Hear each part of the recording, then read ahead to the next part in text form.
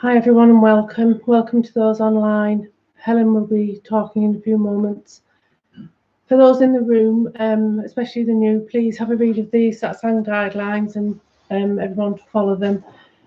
Can we have phones on silent, please, not on vibrate? Just a bit of housekeeping. Drinks are over there and they're 80p, and there's a little tub there. Toilets are just through the door.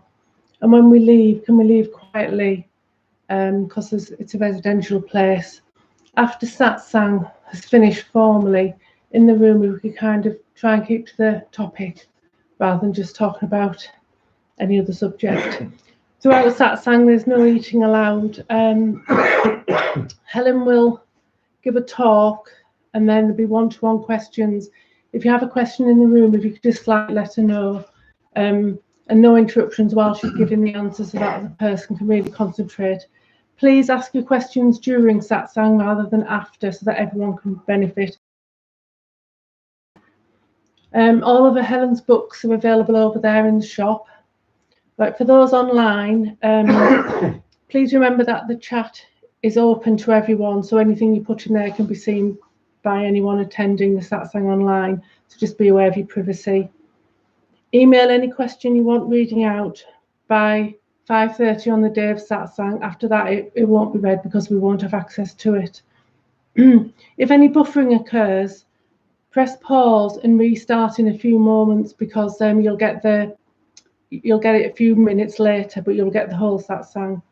Satsang are held weekly, and then we have a monthly lunchtime Satsang. Now, next Thursday's Satsang is the last one for Christmas, and then the day after we have the lunchtime Satsang, and then they don't start until the Thursday, the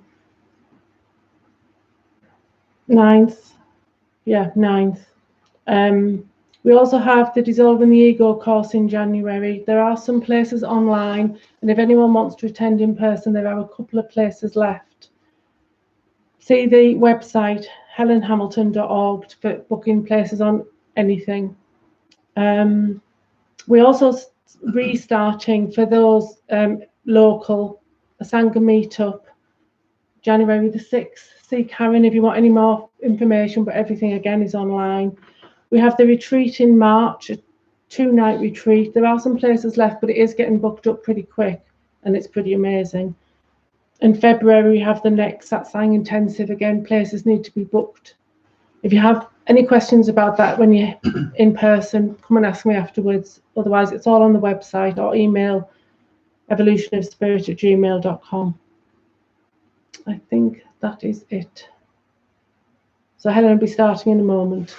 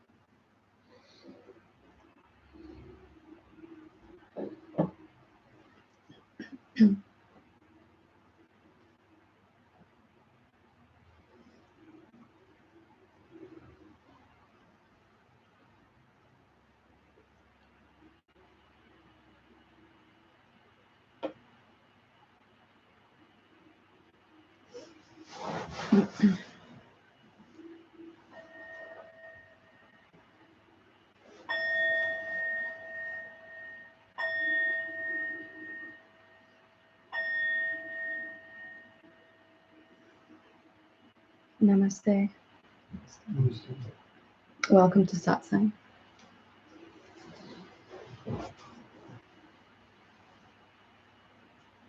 And welcome to a lot of people joining us online tonight, I think because of the weather and the traffic.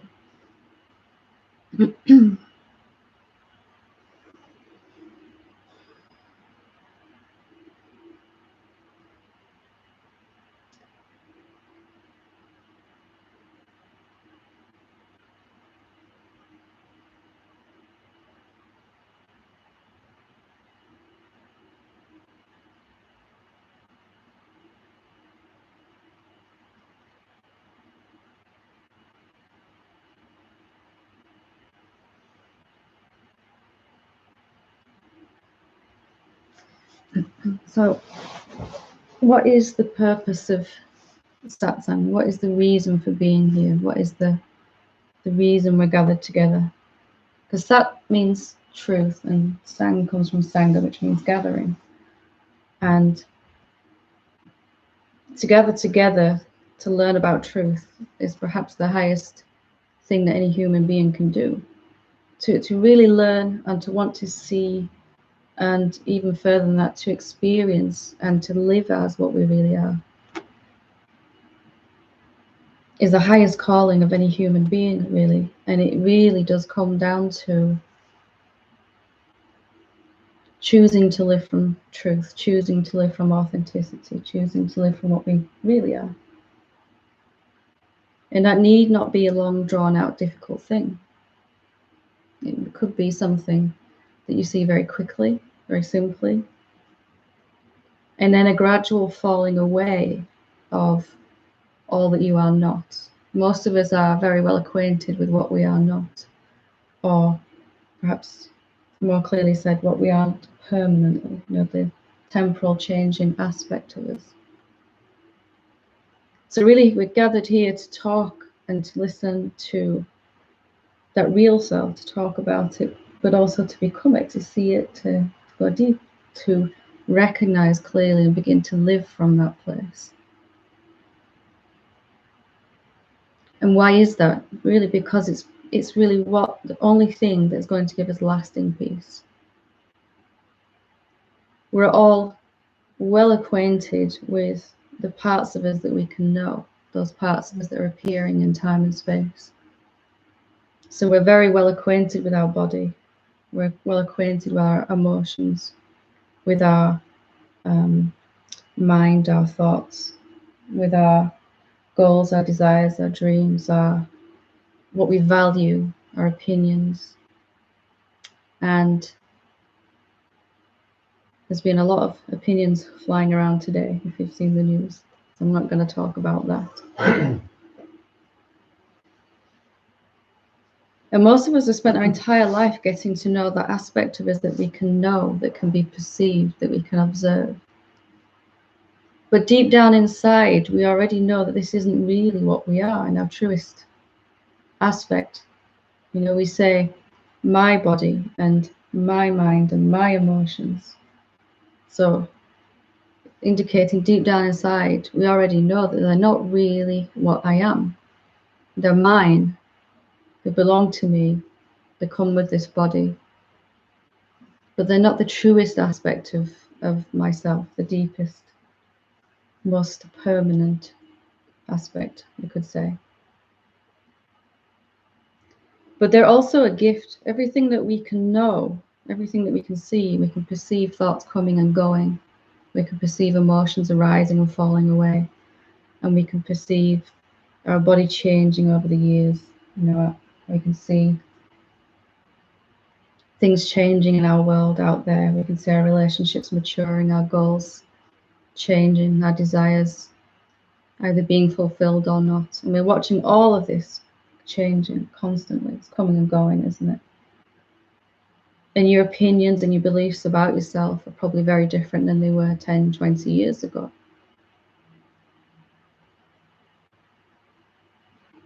And because all of that is changing, it can also help to point us to that which knows.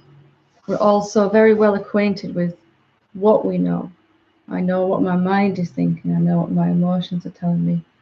I know what my instinct is saying. I know what my desires are. I know what my goals are. I know how old my body is. I know, and on it goes. I know where I live. I know what type of music I like. I know what my favorite food is, and we could go on. But we very rarely put any attention on the knower, that which knows all of this. And it's really because most of us mistakenly assume that we are all that we know. We are our mind, we are our body, we are our emotions. That the sum total of me is all of my thoughts and my emotions and my phenomenal aspects of my being. But as we begin to grow and mature in our awakening, sometimes that's not enough anymore. It doesn't give us the peace, the lasting clarity, and the love and the fulfillment that we're seeking. Because what we're all really seeking is that lasting sense of security and happiness, isn't it? What we all really, really want deep down is to be happy and to not be able to suffer. You know, to come to that place where anything can happen and we don't suffer from it. To do this, we must really begin to shift our attention from what we know, what we can perceive, what's being observed, all the coming and going of all this world, backwards or inwards into the knower, that which knows. And we skip over this so lightly. We say, I know what my mind's thinking. Or I'm feeling angry, or I'm feeling sad, or whatever it is that we, you know, I'm feeling happy, I'm feeling hot, I'm cold, I'm confused, I've had an epiphany. And the one common thing in all of this is this I. How much attention do we ever actually put on that? And really, what is it? We don't count our body just temporarily, and our thoughts and our emotions and our goals and dreams and desires and all of that. What do we actually know about ourselves? If we don't count anything that came and will go, like a body, nothing wrong with our body or our thoughts or any of that, but only finding the aspect that we can observe about ourselves is not going to give us the clarity that we want, the peace, the happiness, security. If we make our stand with something that's coming and going, if we identify with our body or our mind, we're never going to be truly happy. So even just a moment of openness to say, what is this knower, this I, this mysterious I that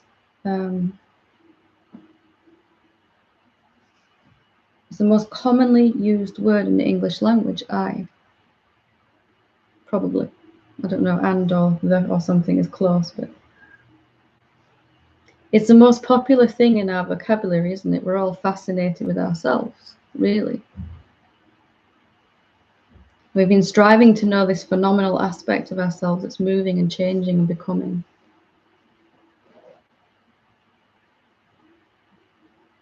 And Satsang really is to find what's behind that, what's inside that, what's before that, and what will be after that, and during that. So that when this body goes, when your body goes, you'll still be completely the same as you are now. If you found that thing that's permanent, that which is not a thing, that which out of all these things are rising out of it, thoughts are constantly emerging out of you. You can see them coming and going. You can perceive your body. You can feel when an emotion arises. You can notice when there's a sense of desire and fulfillment of that or not. You know all of this instantaneously. You know where your body is, you know what it's doing, you know whether it feels good, whether it feels bad, whether it's ill or well.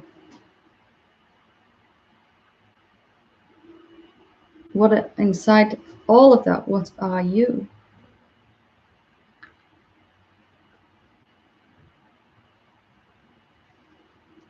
When you first ask this question, you first find the answer to this, it can be quite different. You find that you're not anything at all. That doesn't mean you're not here. It just means you're not anything at all. You're not a thing. Everything that you can perceive is a thing, isn't it? Your body is a thing, an object. Your emotions are coming and going. They fit the category of a phenomena or a thing. Thoughts are less tangible things, but they're still things that have a lifespan, a beginning and an ending. And they can be perceived passing through you. Can you be perceived? Can you be observed? Can you see yourself like you can see a thought or an emotion? Can you look at yourself like you look at your hand? If you really want to see, you'll see that you can't find yourself as a thing and not a thing. As shocking as that is at first.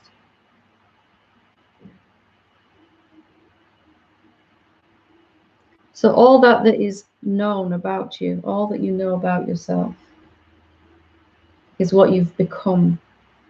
All the things that you've become, the thoughts that are becoming constantly, coming and going, and the body, which is constantly changing, emotions and everything, all of your relationships, everything in your life. But the knower is that which has not yet become anything, which is not yet a something, which is not anything at all. It was quite shocking to me when I first realized that, like, what I really am in the core of my being is not a thing. It's not actually a someone. And in fact, it's that space of being in which the idea of my someoneness is having this life and moving around and, you know, all the things it wants and all the things it's doing. It's the space in which my body appears and all of this appears.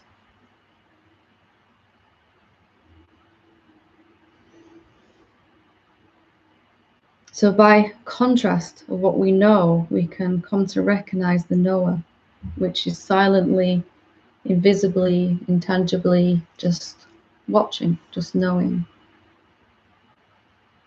And there are some major benefits to finding this knower. When you find this deepest aspect of yourself, you find it's not coming and going, it's permanent, it's stable. This is the stability that we've all been looking for, trying to get our world to look stable like this.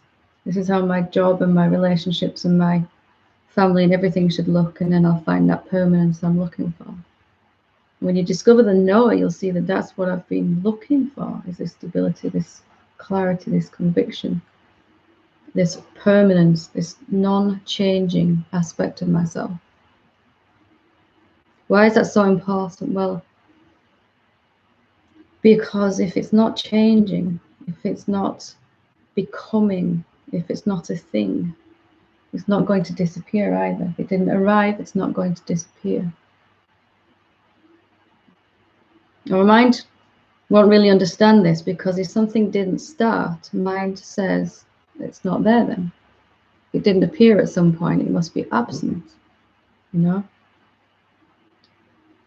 So you just kind of have to pat your mind on the head and say, just have a sit down and a cup of tea while we talk about this, you know?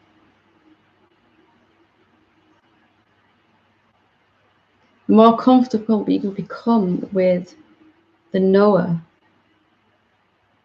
the more you begin to realize about it, that it's inside each of these things.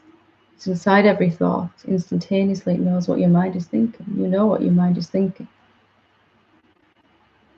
If there's a commentary going on in your head in regards to what I'm saying, you know that too. It's automatically listening through your ears too, isn't it? And watching through your eyes. There's no time delay to the knower. You don't have to crank it up in the morning when you wake up, do you? Let me see if I know I'm awake instantly when my eyes open, just like that. And the same knower watches your body sleep at night time and your mind go quiet. And the same knower watched your body appear and will watch all this time it's here, and then when the body goes, the sense of time goes too.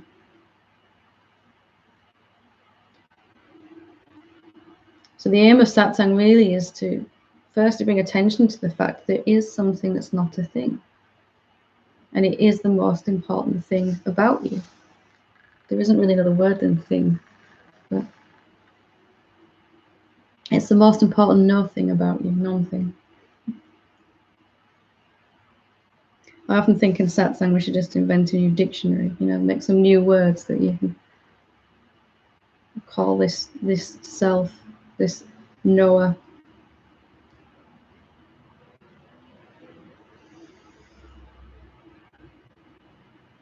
Just because it isn't a thing doesn't mean it's any less real. In fact, you begin to turn your category around of what's real to what is always here is real, and what's coming and going is, I wouldn't say it's unreal, but it's less real. It's not to be discarded in body and your mind and all of that. But once you recognize the knower, you can begin to enjoy the known. You know, you can enjoy living a life as this human being clearly and from a place of clarity of that you're never going to come to an end, ever. That's quite a thing to know, isn't it, really? To come to conviction inside, having investigated that knower deeply enough to be convinced that it never started and it'll never end. And it's completely unlimited. Your body is limited, has a finite start and a finite ending. And your thoughts are limited. They come and go. And your emotions come and go. Everything else about you is coming and going. Everything. But not you. You're the eternal witness of all of this, the knower. The perceiver of everything that can be perceived. Can't be seen in that way, but it can be known by being it, by recognizing it.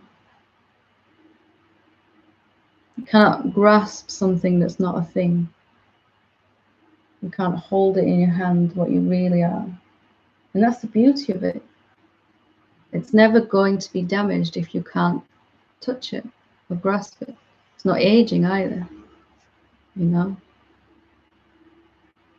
For all those ladies that get to that point in their life where they start to tell a little porcupine about their age, you know, there's nothing better than being timeless. You know, how old are you? I'm timeless, me, you know.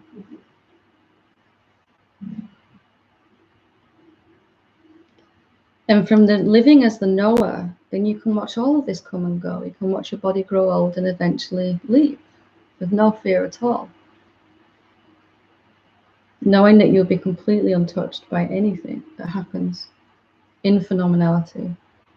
Not cold, not distant, but just not depending on it for your security and survival and happiness.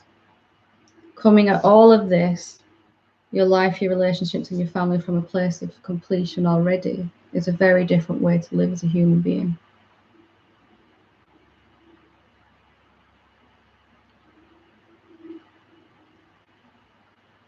So get to know the knower.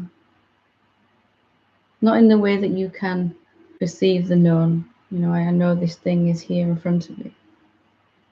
But by the very fact that you're here, start from that fact, you know you're here. You really begin to be curious about what you really are. No matter how much you've come to understand about the knower, it will never match the experience of being it. Just being it, living as it. So keep looking and look again and look again. And never ever assume that you've seen as much as you can see. You can always see more of the invisible you, paradoxically. You can always understand more about that aspect of you which is completely unknowable. How that works, I still have no clue, but it's all good.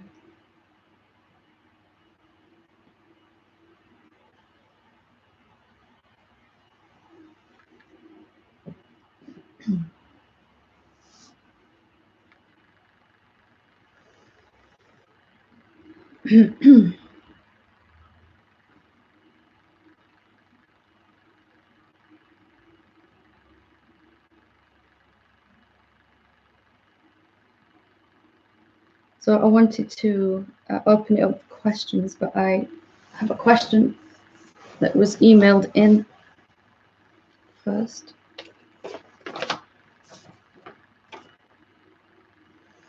It says, excuse me, Namaste.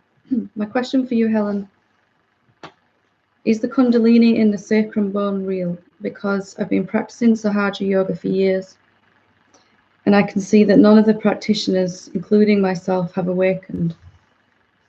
I'm not saying it's bad. We experience deep meditation, but that's it. I'm starting to feel that your way, if applied properly, can become a more permanent state of being. Thank you. Is the kundalini and the sacrum bone real? Well, I'd say absolutely yes, it is real. And this question really, I've been practicing Sahaja yoga for years, and I can see that none of the practitioners, including myself, have awakened. I'm not saying it's bad, and we experience deep meditation, but that's it. I'm starting to feel that your way, if applied properly, can become a more permanent state of being. This reminds me really of my own experience. You know, it's a really good question, because I practiced kundalini meditation for a very long time, even taught it, in fact, and reached some amazing states of consciousness and really beautiful, blissful states. States where I thought my head was going to explode, and so much love that I didn't know what to do with for quite a few years, actually. But of course, like anything in duality, the higher the states I experienced, also the lower and the worse, the other side of that coin, had to be experienced.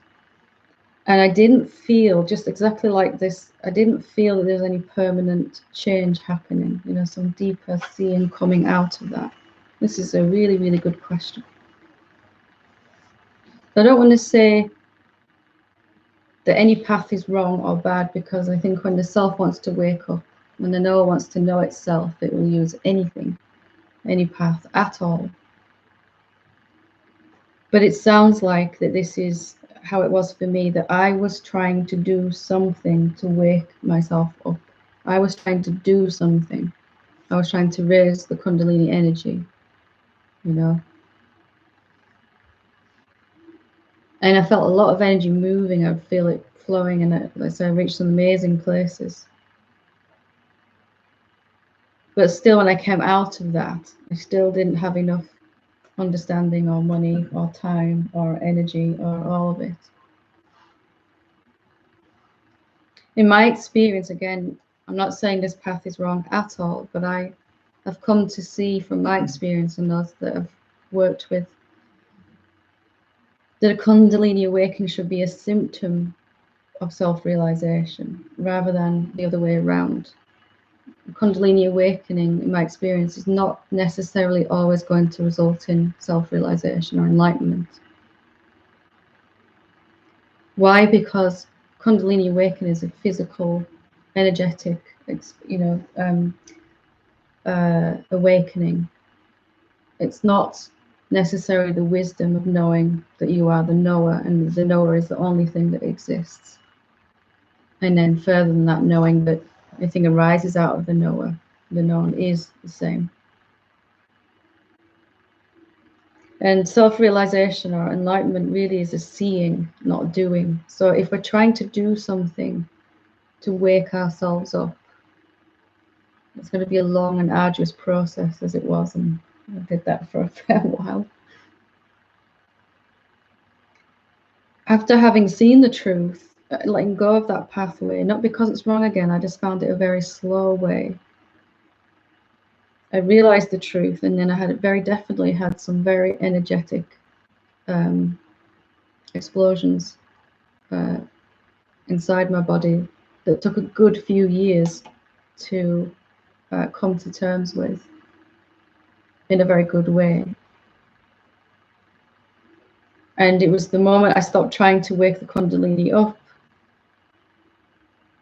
it sort of happened by itself, because the realization of knowing what I was caused this influx of energy, this opening of the crown chakra, which then went all the way down through the energetic system and cleared out all the beliefs in duality.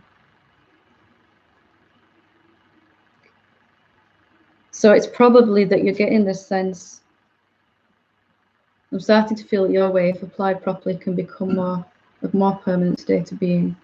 It was that way for me, definitely. So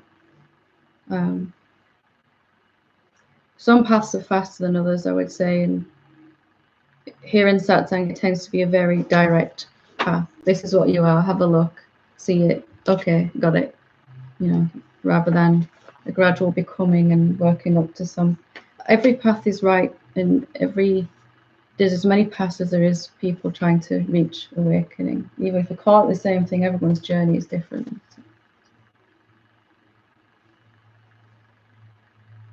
But the moment that we switch from doing, I'm trying to do something. If we're trying to do something to wake up, any practice at all, any pathway at all where we're trying to do, we're still coming from that egoic place of separation, where there's something I here can do to wake up, to become this bigger self, this great self. In the end, it's more of a seeing, and you keep seeing, and you see deeper and deeper and deeper. And that has a catalytic effect of its own. Then it begins to wash clean through the mind and body, begins to wipe away all of that fear and doubt and guilt and all of that. And it naturally opens the chakras and allows abundance in all of its forms eventually.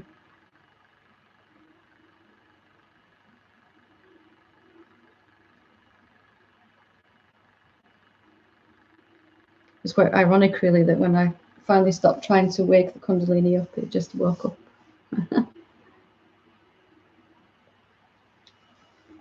A very good question.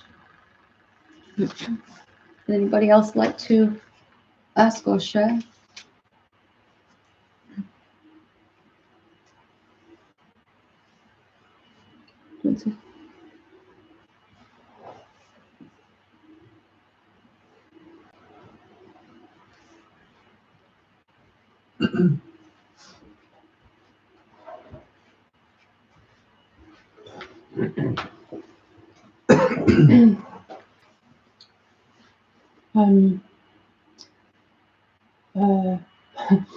My life's pretty amazing, and I'm experiencing lots of peace, lots of love, lots of joy. This week, I found that there's I think it's from the question I asked last week about the being here. It's led to a lot of contemplation and lots of clear seeings, and then it clouding over a bit and such like. But this week I found, the last few days, that there seems to be someone trying to experience still. Mm-hmm. There's been a lot of emotion coming up, and about 1,000 different ways of pointing me to something, but I'm not completely sure what that is. And it's about I'm finding that I'm thinking about how I'm going to do something, where before it was a lot more natural, it was just happening. And there's always a knowing that I don't have to sort it. There's always a knowing that the noumenon, the self, is completely okay, but there still seems to be that me seems to have popped up again. It's not been a big issue, it's not been anything horrible. It made me kind of nearly faint today, but apart from that, it's been just little things. I was just wondering what's going on, really. It's there's a changeover, seems to be a changeover. You've had a clear seeing that what you are was never just in one place. You're never just one mind and body. A clear seeing that knower, as we're calling it tonight, is not in any particular place at all. Mm-hmm. And over again, our allegiance is still to the known. So we go back to thoughts, we go back to thinkingness, and all thinkingness is happening from what it looks like here, doesn't it? Yeah. So even if I'm thinking, okay, I've recognized the knower, I'm still thinking about it rather than being it. Yeah. So there's this allegiance that goes back every now and again. And the more you sort of look at these thoughts as they come up, these things, and recognize, but that is the known, that is what I'm perceiving. It's what the separate sense of me is thinking about. It's really just a bunch of thoughts into the egoic sense of self. Then, as that's seen clearly, those big chunks of the mind begin to fall silent, begin to fall away more and more. So there's these periods of peace that are longer and longer.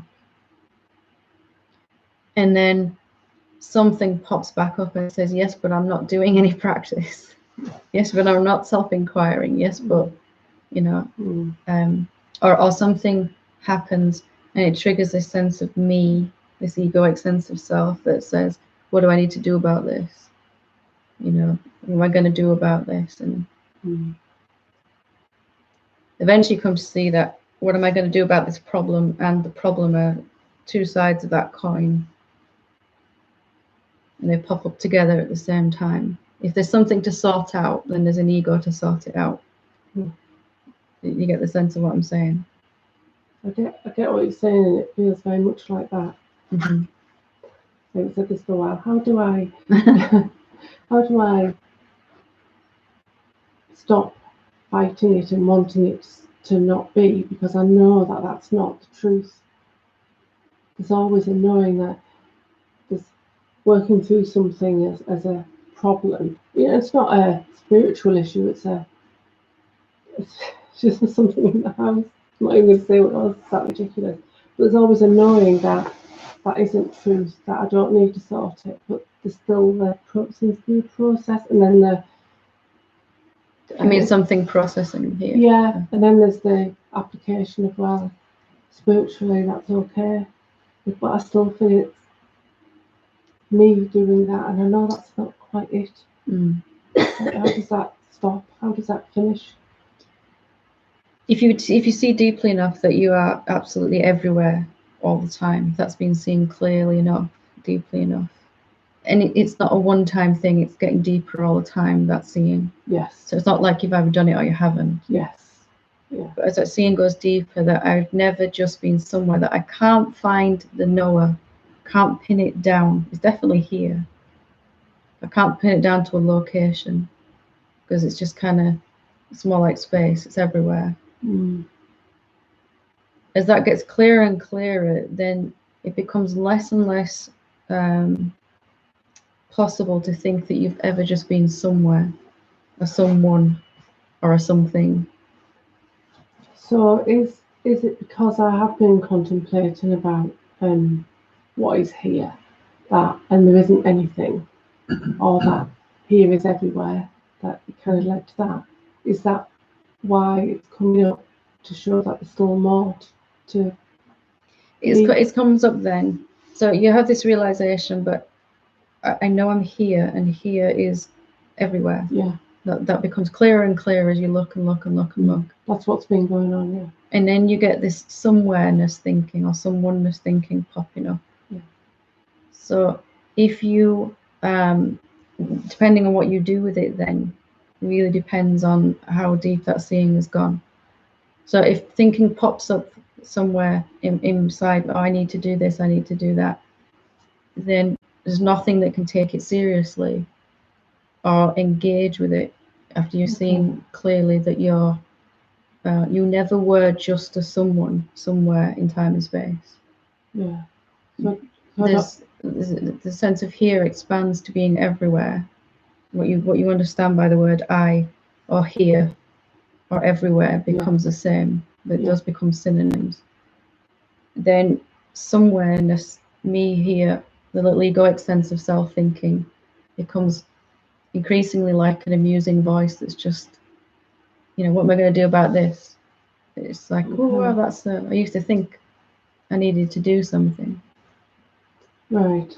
There's a recognition of that, but there's still someone clinging on, listening and falling into it a little bit. So there's probably just more to do, more to just... The one that's listening and clinging on to it is also just a voice that can be floating around inside the great self that's everywhere. Okay. Even that one, you don't have to do anything about that one. So it's because I'm thinking I need to let that be, or I'm actually doing that from here again, aren't I? The last remnants of the ego will say, none of my thinking is real. Yeah. There's nothing I can do about it anyway. How do I stop myself thinking? You know, all that. You're listening in here. And in the end, they're just like clouds floating past. You know, I never was anywhere, or I really am everywhere. You know, and it's just thoughts popping up. And as you recognize yourself clearer and clearer to be that formless reality that's just everywhere, that knowingness that knows all of this, then there's less and less need or urge to do anything about anything. If a problem seems to pop up, that before you'd form yourself into an egoic sense of self to fix it, the problem pops up and a solution pops up, and you just remain as you are then. Yeah, I get that, because that's kind of been happening at certain times, and then there's a little egoic sense saying, I did that. So it'll happen, but then there's still a little me going, even that voice, I did that, becomes inconsequential in the end, isn't it? It's not wrong, it's just only true if you're only there. If that's all you are, then anything your body or mind does, you did. Okay, that really helps. You know, and any transcendence that goes on there, and you're letting go and all of that, you did. But if you never were just there, you made it all up. You know, this great story of enlightenment.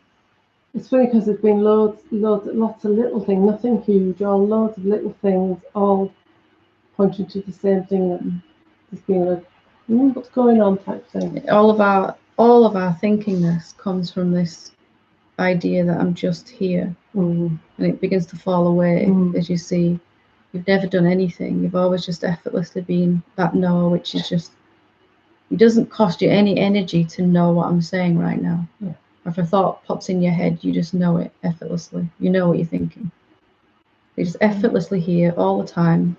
Nothing to do. Nothing to do, never was. Just watching the show. And the last bit of the show, you got quite involved in one of the characters, that I'm waking up character on that show, right?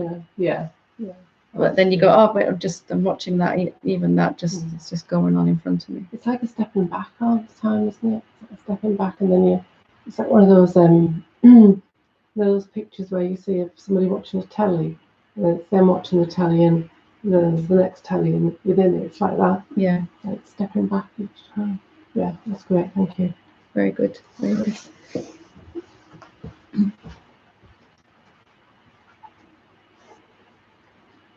Anybody else like to share or ask a question? Yeah.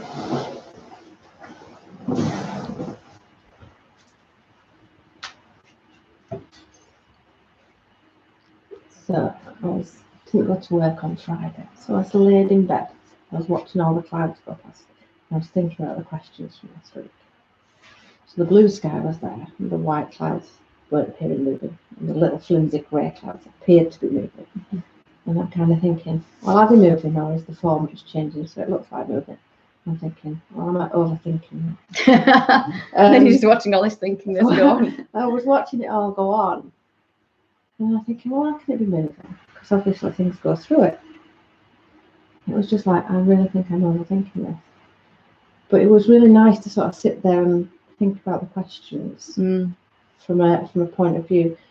But in some ways, because I was having one of those days where I was trying not to make any decisions, so I'd end up late for quite a while. Trying not to make any decisions. Yeah, I like it. I did quite well. Obviously, clouds don't move out of the way for birds or planes or anything like that. So I have kind of thought, well, that's kind of what we have to be with our emotions and our thoughts. And I've found that worked. Just not solid at all. Yeah, just not solid. It's not solid, just sort of there. Because a couple of weeks ago I said I thought I'd lost it. But I've dealt with that same person again, and I've tried to be more cloud-like and let it pass through me, and I've had a lot better experience. Excellent. And it's been very. Everybody else at work has been very stressed this week. I've just watched it go by. It's strange into the first time you watch it rather than sort of go through it. Even in this training we've been doing this week, I found myself sort of tuning out and listening to the silence while they go on. I'm thinking, oh, I've probably missed something there, but never mind. I'll come back, I'm sure. But it was funny how I'm just sat in this boardroom with 8 or 9 other people, and I just kept tuning out. And I thought, but it's been nice. But I just thought when I was sat there thinking about it, I'm thinking too much. You meant to. There's nothing wrong with thinking, and in fact, intelligent thinking is going to get you a long way, isn't it? You know, finally our mind comes to a point where it's thinking about something helpful, you know, and it kind of gets obsessed with that then. You know, it's got a new obsession to think about the truth or, you know, reality or awakening. Yeah. And it wants to, it's almost even relieved to have something new to think about. You know, it's almost, for me, it was like my mind was so tired also. I was pretty sick of it, but it was sick of itself, you know. It's like, we get some new records to play here. It's just same old rubbish. And then it got this, oh, there's something else to think about, you know, the real self. And it was like a kid in a sweet shop then, you know. And I'd be lying awake at night thinking, wow, I'm like, you know, and thinking about all these spiritual teachings I'd read and everything that led up to it and all of this stuff. And there's nothing wrong with that. It's good that your mind is excited and open to something new, isn't it? You can engage in the process. And it's just that, you know, talk a lot about not thinking so much, and then I'm thinking, you're thinking a lot of time.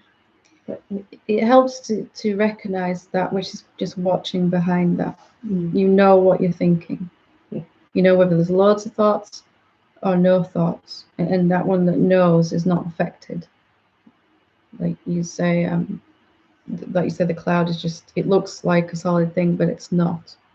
You could fly an airplane straight through it, you know, or a whole tsunami of thoughts straight through you. And if you're not a someone, they're going to pass. They'll be quite funny and comical. Like, wow, look at that.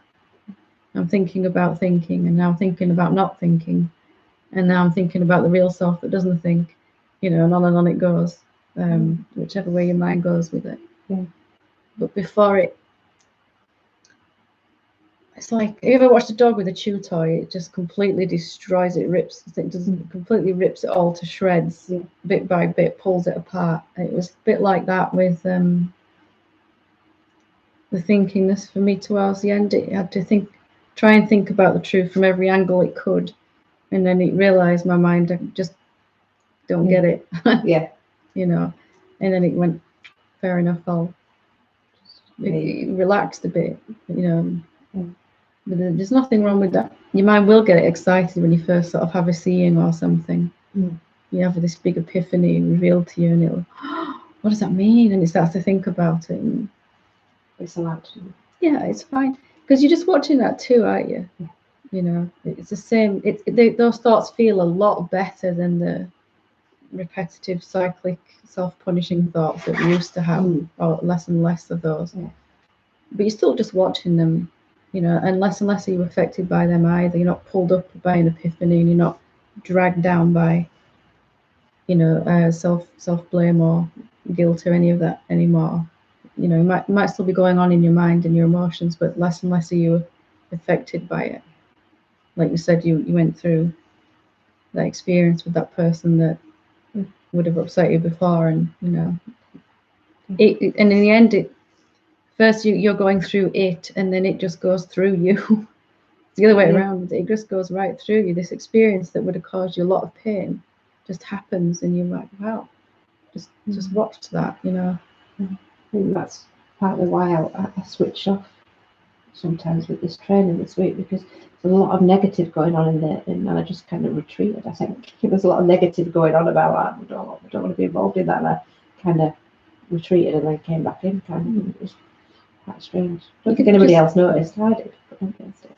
No, they probably wouldn't notice too much, unless somebody asks you a question when you're off in the silence, like, where's she gone? But it becomes less and less of something you're going in and out of, and the more it's just your all-time experience. It's just more and more who you are, rather than this kind of neurotic thought self that we've all come to know very, very well, you know, that's completely over-analyzing, you know, constantly assessing and analyzing and judging and how am I doing type of thing all the time that's going on in the background. Even if that still goes on for a while, it's quieter and quieter and less able to touch you, you know, to affect you. Yeah. So that hopefully should be how you're feeling, less and less affected by anything out there or in here, you know. Yeah, they sound further away.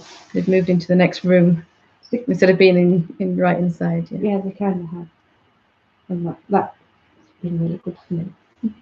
and the more you recognize what you really are, that isn't a thing, it isn't affected by thoughts. Thoughts are arising out of it. Like raindrops falling out of the sky. It's like saying the sky or the clouds are affected by the rain. Not really, just arising out of it. And thoughts become like that more and more, and emotions as well. And you're not the one that's touched by it. Yeah. That you can just, it doesn't really matter in the end whether your mind's thinking or not. You know, although it is paradoxically getting quieter and quieter, but because you're not trying to get rid of it anymore, because you're just that space.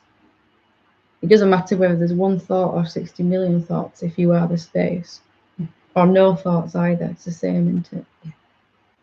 No, it's not affected by anything. No. That's really, really good. Doing really well. Thank you.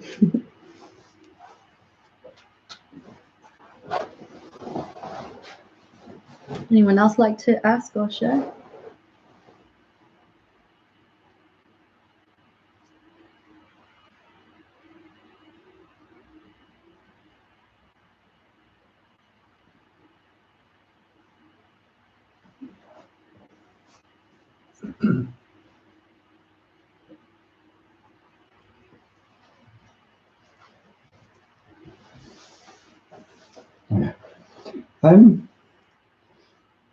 It's been quite a funny couple of weeks because in the midst of doing quite some deep contemplation kind of questions, I've been doing this really difficult for me do-it-yourself job that I've ever done. So there's been quite a contrast between really reflecting inwards and then trying to do something. Kind of really worldly thing of DIY. Yeah. Kind of like, I always, what is it, one teacher or some teacher said that if you think you're enlightened, spend some time with your family. Or DIY. Oh, do we? That's what I was going to ask. Or get on the M62 in rush hour or something. Yeah. So it's been quite, because more or less as soon as I was kind of trying to do something and there's any kind of thought, negative thought that I can't do it, that would be it for 2 or 3 hours. I wouldn't be able to do anything. So you're saying that thought manifested immediately?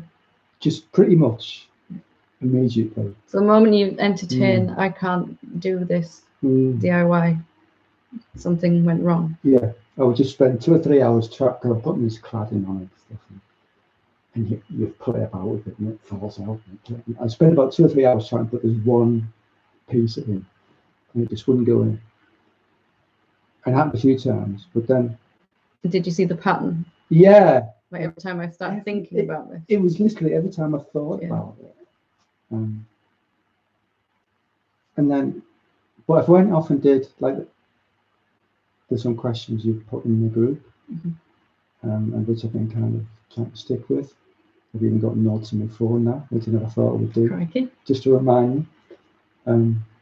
So I'll go away and just ask the questions. And then the next morning I'll just get up and this same piece I've been struggling with. Just went boom. And a couple of times I kind of 2 or 3 minutes and I'm like, did I really do that? You know, it was so kind of you notice that living as the knower, things just tend to be effortless. You know, even if you come to something you can't do, It's just, all right, I can't do this, and there's no big deal about it. It might be something I can't physically do. I need to get someone who's an expert. Yeah. But living as the known, you know, as the egoic sense of self, you got to keep flipping between I can and I can't do this over and over and over and over and over, like, but really fast as well, because the more you've seen yourself to be the knower, then you go back to thinking or identifying with the thinking. You have this alternating experience very quickly then, don't you? And sometimes like instantaneously. It's good. So it's good that you're recognizing. Yeah. But one of the questions that's really kind of one of the questions I've been asking, which came up from the conversation in the group, was, does the silence need the body? And I know I've kind of asked that question before, and very fleetingly had a glimpse of something, and then usually kind of run away for a while, a bit kind of like freaked out a bit. Oh, I've got an answer to the question. Yeah, I didn't really want that. I just asking. So what's the question? Does silence, or do the real self, does it need the body? That's what you're asking. Yeah. It's kind of following from you. There's a question of confirming that you are the silence, and then what is it that's confirming? Yeah. How you're recognizing that silence. Yeah. And then it kind of followed on to kind of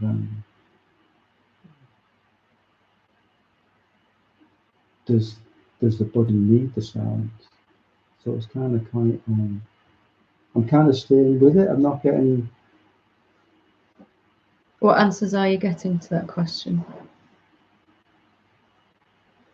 I've had some quite a number of times, just kind of that feeling that I've always lived from this kind of place, really. I've always, what I thought myself to be isn't what I really am. And it's kind of, and every time I get a little bit more. Yeah. But I don't think I've kept asking the question for as long as I've been asking it before. I've kind of gone, oh yeah, I know that, and I've kind of stopped. So there's part of me getting quite kind of a little bit of excitement that I'm kind of breaking through something that I've never really looked at long enough for, if you know what I mean. But I'm getting that fleeting moment of kind of, how would I describe that? What I'm checking with has always been this kind of formless. I think I've kind of assumed somehow I was checking into things using my senses somehow. Yeah, even after I've recognized that knower, that silence, that self, then there might still be something inside that's still believing that it needs the body or it's dependent on the body. My real self and is going to be diminished when the body goes. That was the feeling still for me. And you know, came to see that can't really be true. You know, there must be some deeper seeing that needs to happen to recognize I've always been completely independent of the body. The body needs me, but I don't need the body. You know, nothing wrong with having a body. It's great. In fact, you can finally, you know the rules of the game now. Now you know what you really are. You can play it properly. If there's still this lingering belief that something's going to change for me when my body goes, then there'll be some fear still inside.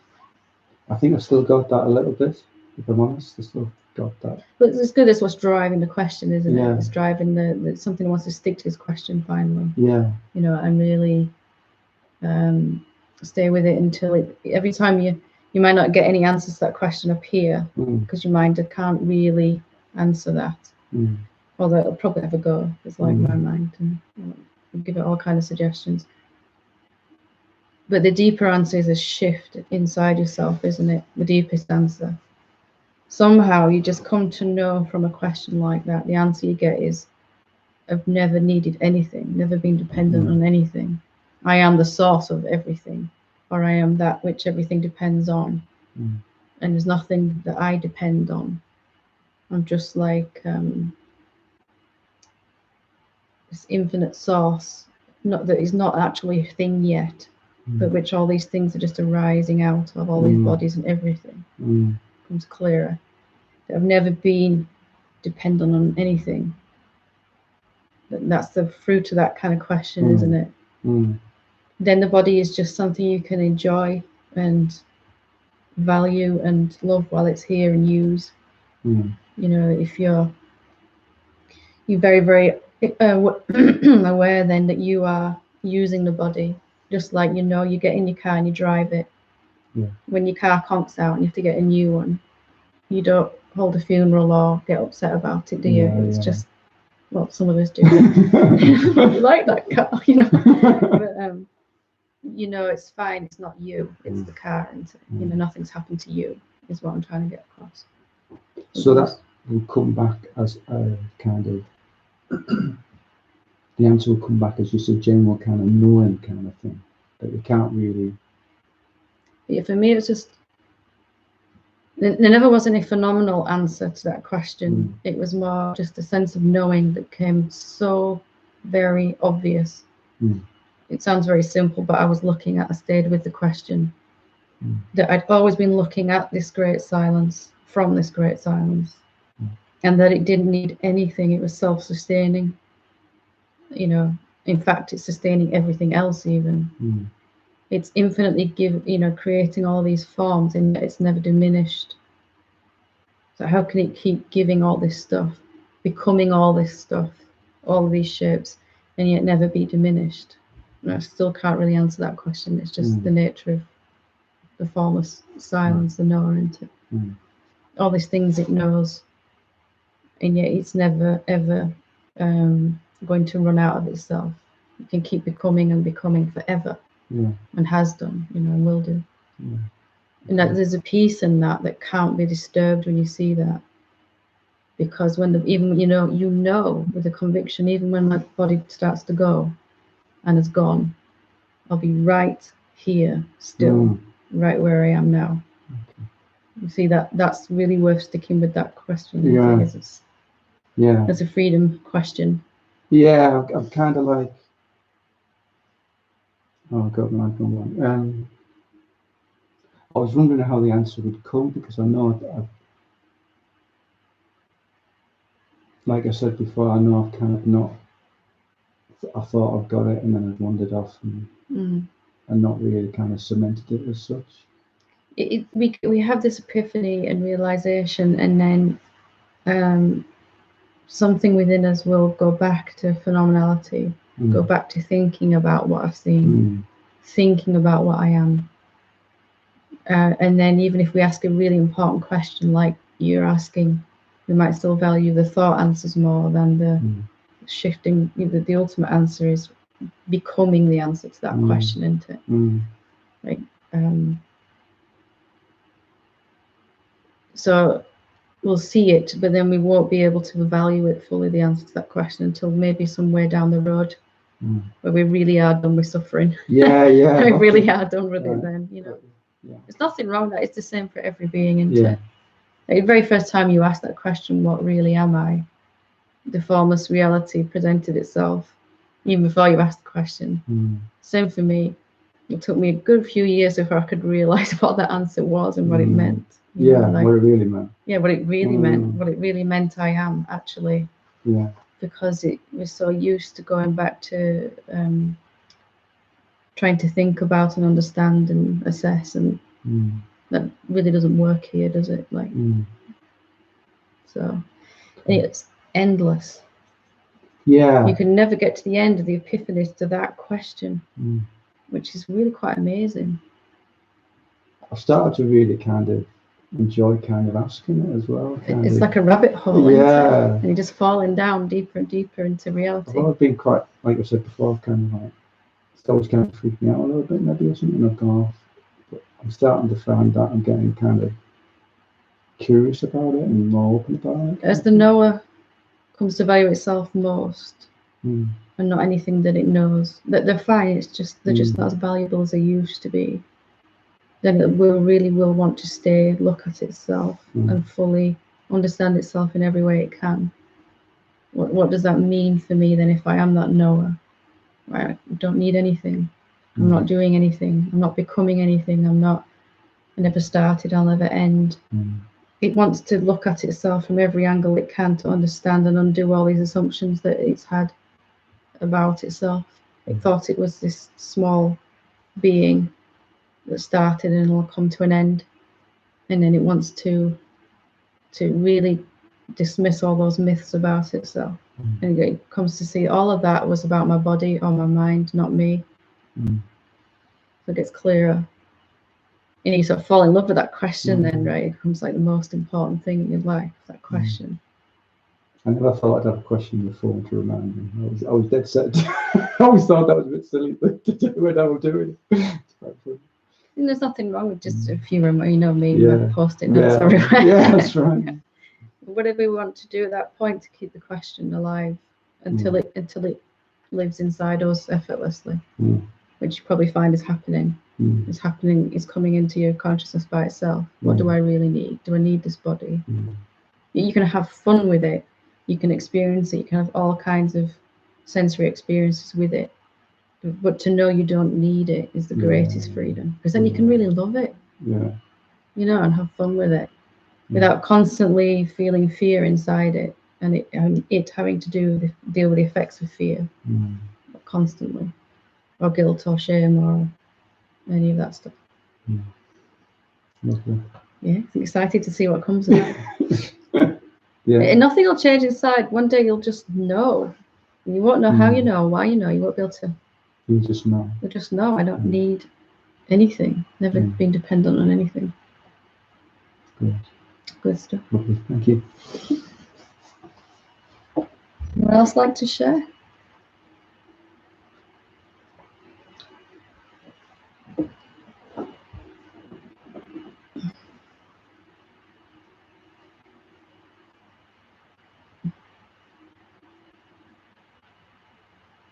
Are we all done? Thank you.